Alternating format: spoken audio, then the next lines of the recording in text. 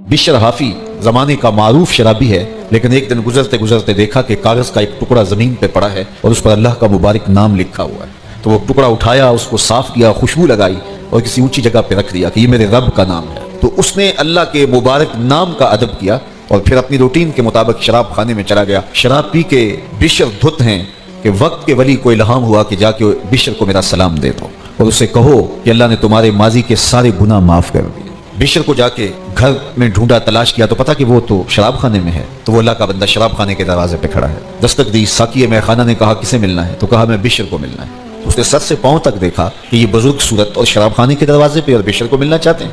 खैर कहा बिशर तुम्हारे मेहमान बाहर खड़े हैं। तो जल्दी से जूते पहनने का ख्याल भी न रहा, नशे में धुत यूं ही दरवाजे पे आए।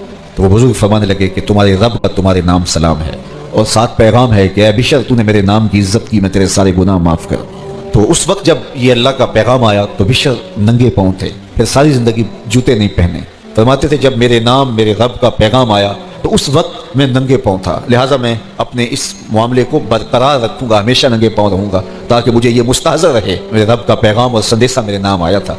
तो सारी जिंदगी पे हजरत बिशर ने जूते नहीं पहने, इसी वजह से उन्हें बिशर हाफी कहा जाता है, नंगे पांव वाला। लेकिन कुदरत ने एहतमाम क्या किया था, बिशर हाफी ने जिस बाजार से गुजरना होता, जिस गली से जाना होता, उस गली में जानवर भी लीद न करते। अल्लाह उन गलियों की सफाई का कुदरती एहतमाम फरमाता और वहां जानवर भी गलाजत न डालते कि यहाँ बिशर का गुजर होना है। हजरत बिशर हाफी अलैहिर्रहमा घर से निकल के मस्जिद में नमाज पढ़ने आते थे। तो एक दिन एक शख्स ने मस्जिद में पहुंच के कहा लोगों बिशर हाफी का इंतकाल हो गया। लोगों ने कहा कि तुम्हें कैसे पता चला, किसने खबर दी? खबर तो किसी ने नहीं दी, लेकिन वो रास्ता जिस रास्ते से बिशर हाफी निकल के मस्जिद में आते हैं उस रास्ते में जानवरों ने गोबर किया है। तो इसका मतलब यह है कि बिशर अब दुनिया में नहीं रहे, वरना उलूही एहतमाम है कि वो गलियां साफ होती हैं। अब हजरत बिशर हाफी का वाकया ही इंतकाल हो चुका था। तो कुदरत ने उनकी ताजीम और ताकीर की कि जब तूने मेरे नाम का एहतराम किया तो मैं तेरा एहतराम और तेरी तकरीम को लोगों पे लाजिम कर दूंगा। और आज भी उनका नाम आता है तो रूहें सरशार होती हैं। तो जब कोई उसके हुजूर अपने गुनाहों की माफी मांगे, सच्चे दिल से नादिम हो जाए, तो वो बंदों को न सिर्फ माफ करता है बल्कि उसके गुनाहों को बदल के